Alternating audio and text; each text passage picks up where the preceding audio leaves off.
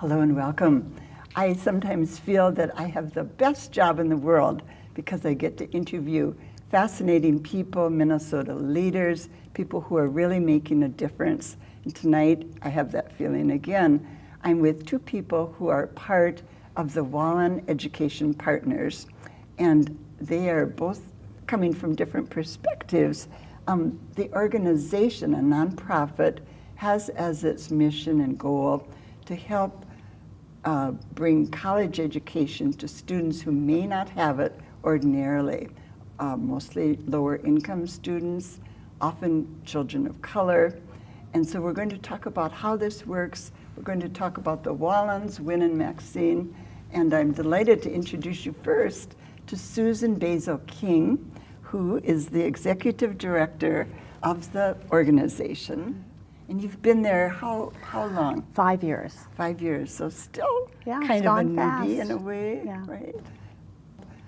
One of the things I was so impressed with was how many donors and how many more scholars have come on board, so to speak, since you've been there, Susan. Yeah, we've been lucky. We've had everything come together, a strong board, really great staff, and the need is so great. It's been very motivating to try to find more donors and be able to serve more students. It really is easier to ask for money when you truly believe in the cause, isn't it? Yes, it is. You know, I mean, not everyone has that kind of a job. If you described the mission just in a sentence to someone maybe sitting next to you on an airplane, what would you say? Our mission is similar to what you stated, Mary. It is to provide access to college for low-income students who may not be able to achieve that, but more importantly, to make sure once they're in college that they complete their studies and graduate. And Win Wallin connected this to the talent in the community. He was very keen on homegrown talent, thought we had great higher education institutions and many wonderful students, so we put it together and we continue 25 years later to continue that mission. So 1992, 93 was the year you started. My second guest is Stephen R. Lewis. Like to give your middle initial because there are probably quite a few Stephen Lewises in Minnesota. Steve is the former president of Carleton College. You've been on the Wallin Education Partners board a long time. About 8 years. Only a year? 8 years. Oh, I thought so. I hear you correctly. 8 years. And you knew Win really well. Tell us a bit about him and about Maxine, his wife, who's still alive. Right.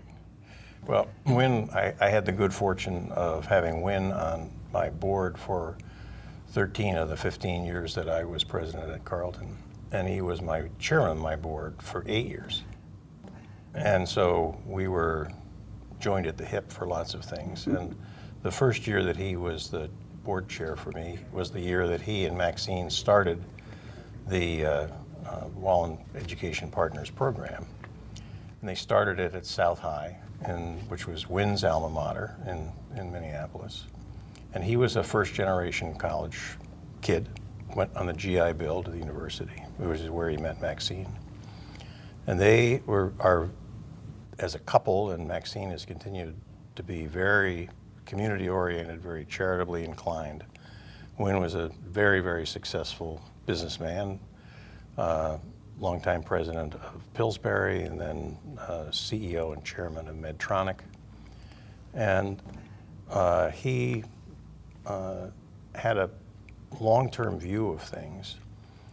And in the 80s, and when I first got to know him in the early 90s, he saw that things were changing in Minnesota, that we had a very good high school graduation rate at the time, but if you looked at the composition of the Minneapolis public schools, the younger students were predominantly students of color, becoming predominantly students of color, and very heavily from low-income families. And he recognized that there was already an achievement gap starting to develop in the elementary and secondary schools. And one of the great things about demography is that if you know the number of 22-year-olds today, you can get the number of 22-year-olds 20 years from now pretty closely. And he knew that this was going to change, and he was concerned about what would be the effect on the labor force available in Minnesota, what would be the effect on Minnesota communities to have people that were who were not achieving in the way that the state had expected to in the past. And he was concerned about the state of the public schools. And so all these things came together, and they started off with a program for scholarships for students coming out of South High. And how many students did he help start college at that early year? In the early days, I think they were in the 30, 40 a year or something like that. That's quite a few, right? That's right. Right from and the they get-go, and they isn't it? started with both 2-year and 4-year. I mean, he was concerned with getting people to have a credential that was an income-earning credential. And in 2000, they went to all the public schools in Minneapolis, and then in 2007 to St. Paul, and 2008 to the northern suburbs and Anoka Hennepin. And so it grew. And, you know, Susan, we've had in total something over 4,500 students in the, Is that right? I helped in haven't some seen way it, or another. a yeah. total. And right now you have about 600 that are in 800 college? actually, 800. almost 800 this year. Okay. One of the things that I wondered about, and I'm sure the audiences too, the viewers, let's say you get a scholarship, you start out. Not everyone who starts college finishes college, but how does it work with this organization? Do you help them throughout the entire 4 years, no matter how they're doing, or do they have to live up to a certain level academically? Yeah. Lots of good questions. The students we commit to giving the students 4 years of not only financial aid, but also a whole host of support, both in terms of a single advisor that's assigned to each student. And so as long as the student is continuing to make progress towards their degree, we continue to work with them. So not specific grade point average. Not once they're in college. To get into the program, you have to have a 3.0 high school GPA okay. and a 19 Okay. on your ACT. Okay. But once they're in college, they have to maintain a 2.5 GPA. Okay. Which isn't too tough for smart kids. Yeah, but it's not just about smart. It's really about being able to negotiate a campus, True. become an advocate for yourself. Many of these students are the first in their family to attend, so they don't always have someone that can sort of show them the way. And so we step in and provide the kind of support that increases the likelihood of completing a degree. I know when we talked a little bit earlier, you said, Steve, in relationship to what you're saying, that you thought the, quote, secret sauce that makes this work so well were the advisors. I think that's a big part of it. And our students are now, over the last several years, about 90% or more have been finishing a degree. Say Now, that again, because that's the most impressive number. Well, for the last 4 or 5 years, about 90% or more of our scholars earn their degree. Now, with the demographic that we serve, if they got to college, maybe 30 to 40% might get a degree. And that's looking at colleges all over the country, right? Yeah. Kids from all levels of family background. And then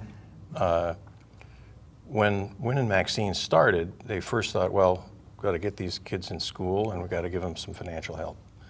And in the years after they went to all the Minneapolis schools, they thought, our kids are graduating, but they're not graduating any more rapidly than the average in Minnesota. About 60% were graduating, which already was an accomplishment. Right. And that's when the Wallins, including their daughter Rebecca, who ran the program for a number of years as the executive director, they said, gee, we better put together some kind of additional help. So it started with volunteers based in the high schools, and then it moved to part-time contract people, and now we have a staff of 7 full-time advisors, all of whom have graduate degrees in something related to student services and 5 or more years of experience. And So you that match up is an advisor with a student. That's right. And that's their go-to. Contact them. Yeah.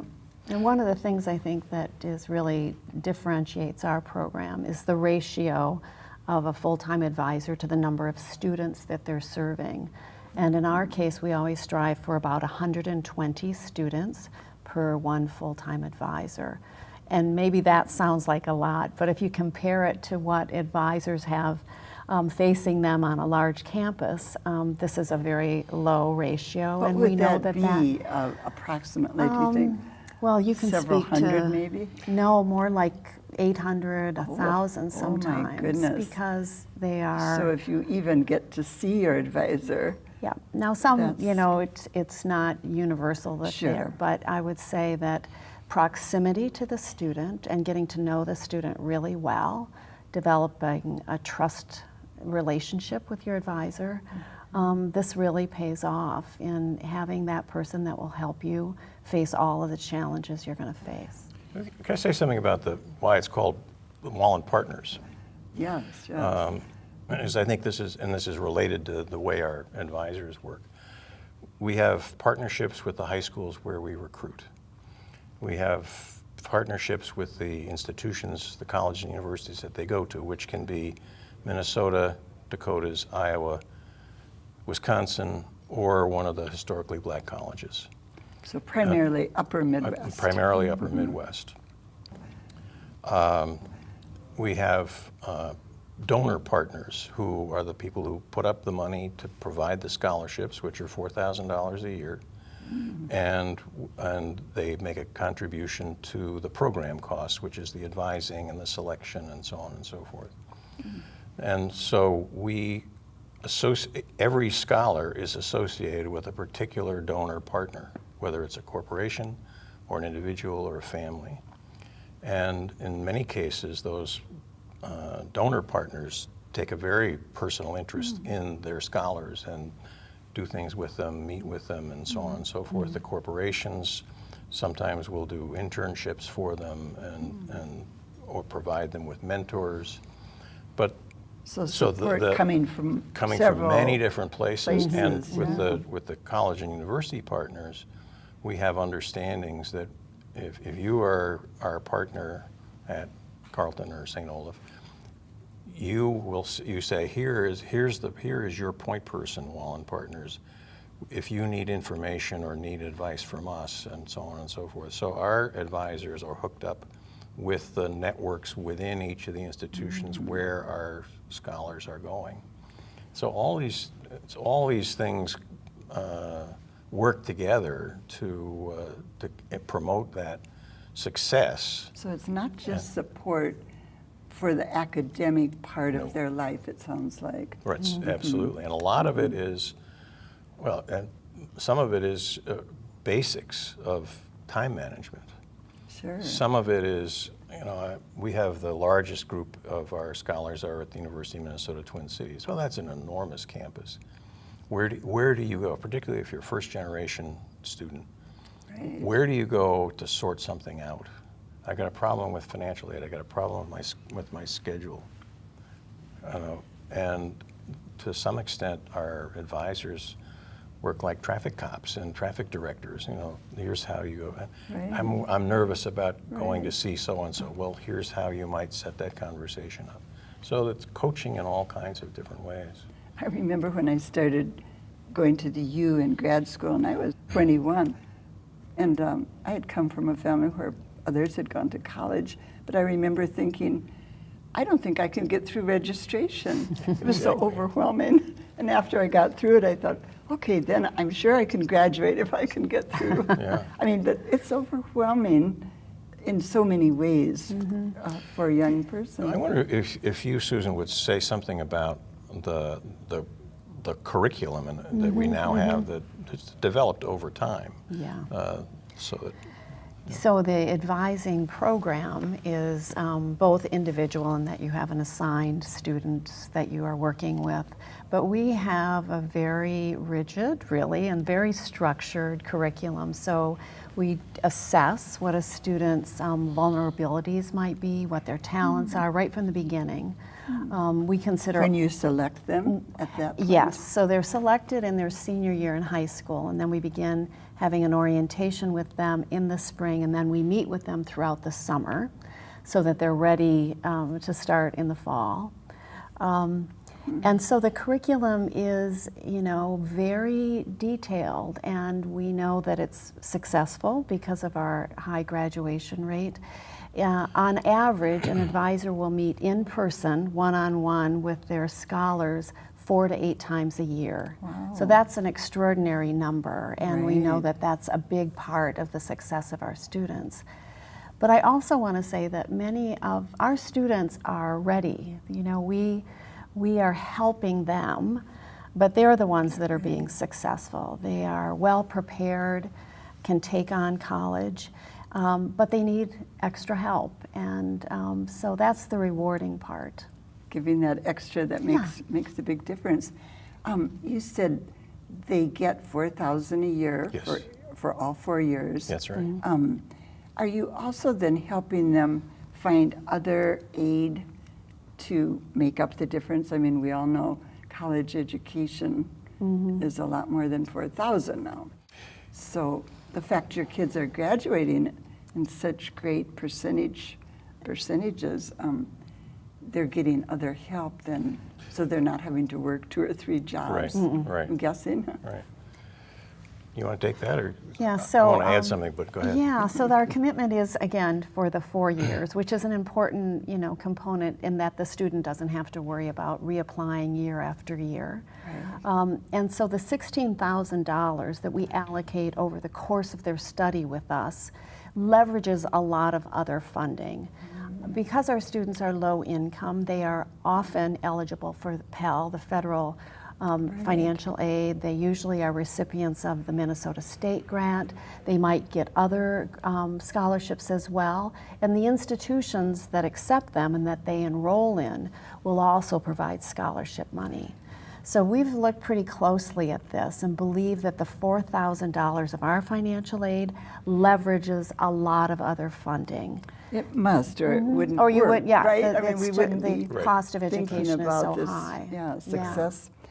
We've got about 4 minutes left. Do you want to tell us a little bit more about the donors? Are you looking for more donors? I'm sure you are. Always, You bet. Always, always. That's part of the board's job, isn't it? And part of your job. I want to get on to one other thing too, but on the donors, this year we had 280 students who were able to get scholarships. Those are provided by the donor partners. We had over 300 kids who met our criteria for whom we had no money. That's the hard part of the job, I bet. And one of the things that I say when I'm speaking to somebody about being a donor is we get 90% graduation rate against 30 or 40 if they don't do this. This is an urgent issue because of all kinds of social and economic problems. How many other serious social problems do you know where money is the only constraint to success? Not many. Not many. Let me just say one other thing quickly about the graduation rate, why that's so important. I've been looking at these numbers for 60 years. If you go to 1, 2, or 3 years of college, you get some increase in your earning power, but not very much. When you get the degree, your lifetime earnings are likely to go up by $1 million. Now, That's a number that is a young big people number. better listen That's hard right. to, right? Now, if you go for 3 years, you have spent your money. If it's low income, the Pell Grant, the Minnesota State Grant. If you were at McAllister, the McAllister Grant, our grant, you've taken on debt. It's all wasted if you don't graduate. That's why we have put so much emphasis on helping these young people make it all the way through and cross the finish line. And that's the key thing, isn't it? The expectation then is if you say yes to accepting the scholarship, you'll push through. You'll stick it out. Get that, yeah, stick it out, yeah. Did Win have trouble himself as a student, first generation student? I mean, I'm thinking that some of the thinking behind this might tie back to a very personal situation. Well, he and Maxine used to kid a lot about the fact that Maxine made sure that he got to the library because he was apparently not a very good student when he was when he was in school. He knows what it's like to be a struggling young person, doesn't he? Is there anything you'd want to say to young people who are listening who may be saying, gee, I wonder if I should try and get one of these great sounding scholarships? How do kids kind of make that first initiation via their high school advisors, I'm guessing? Yeah, Steve referred to the partnerships that we have with 51 different high schools, and these are the teachers and the principals and advisors that recognize that these students might be a good fit for our program and direct them to us. The application is online, and if you have any questions, we're happy to walk you through what that takes to complete it. So it's really quite easy to learn about the program, and the application process mirrors what it is when you're applying for a college. So it's not easy to complete, but we also think that's part of the challenge, that we want to make sure that students stick with it, and so that they're prepared if they're accepted to the program. So if you're a student or a family member and hear about this, check it out ahead of time so that you can, sort of get ready to apply. Well, thank you both so much. I wish we had more time. We're, as you know, going to next talk with a young woman who went through the program. She's now working at Target as a buyer, and she's going to talk some about how the program impacted her life. But thank you both for setting the stage, helping us all learn more about this.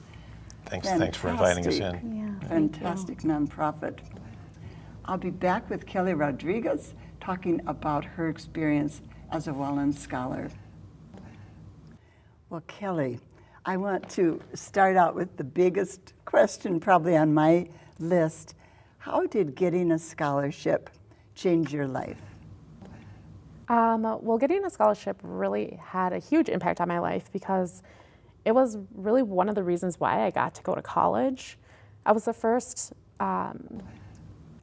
person in my family to go to college, and so everything was really new to me. I went to the University of St. Thomas, and so slightly pricier as a private school, and so really landing a scholarship with Wallin helped ensure that I was able to go to college and get my degree. And how did your family react? Because it's a huge deal for you, but also a very big deal for them too. They were overjoyed and relieved too. It just took off such a financial burden for my family to be able to have assistance from other venues. So it was a really huge relief on my family. We had a lot of excitement because I was able to go to the school, my first choice school. So it was really happy and overjoyed. So I bet you had very good grades when you went to high school at Edison, right? I think they were good. But I did. I had good grades. I studied hard. I played sports as well and tried to get myself active in school and immersed in all the activities around school so that I'd be able to afford to go to college and be able to afford to get a scholarship. Were there times in your junior, senior year that you thought, I don't know if I can go to school, I maybe, can't afford it or can't, just make it all work? Yeah, being the first one in my family to go to college, I didn't have a lot of conversations with my mother or my father about how would we finance going to school.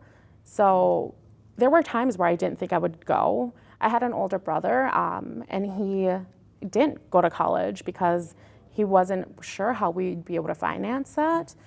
So for me, thinking about college, I always knew I wanted to go, and I knew I had to work hard to go there, and being able to get a scholarship like really just helped to make that dream come true. And it is a dream come true in a way, isn't it? It is. The advisor part of the Wallin program really impresses me. And did you have an advisor that you had a good relationship with? Did you get together often? Or I know there's a range of how connected people are with their advisor. Having an advisor had a huge impact on my life. As I mentioned, no one in my family went to college, and so having someone that I could turn to and ask for advice, not only on the financial side of things, but also just personally and emotionally, really helped a lot. She was my go-to person when something would happen in my life. She saw me through some of my worst times. She saw me through some family drama and some family problems, and she just helped me get through all of it. So it wasn't just an advisor for school. Yeah, it was almost an advisor for life. Oh, that sounds ideal. Yeah. If there's a young person watching who is saying, wow, I'd love to go to college, I don't know if I can make it work though, what would you say to her or to him? I would say keep pushing forward to your dreams. There are a lot of great organizations, Wallin especially, who are willing to invest in you and continue to seek out the opportunities and push forward because you do want to have that dream come true. Well, I'm so glad that it works so well for you. You're at Target now, you're a buyer, you're doing so well. It's a great testimony to the program. So good luck in the next chapter as you go forward. Thank you. If you're wanting to learn more, and I bet you are, about Wallin Education Partners, go to their website. They have a great website. It's wallinpartners.org.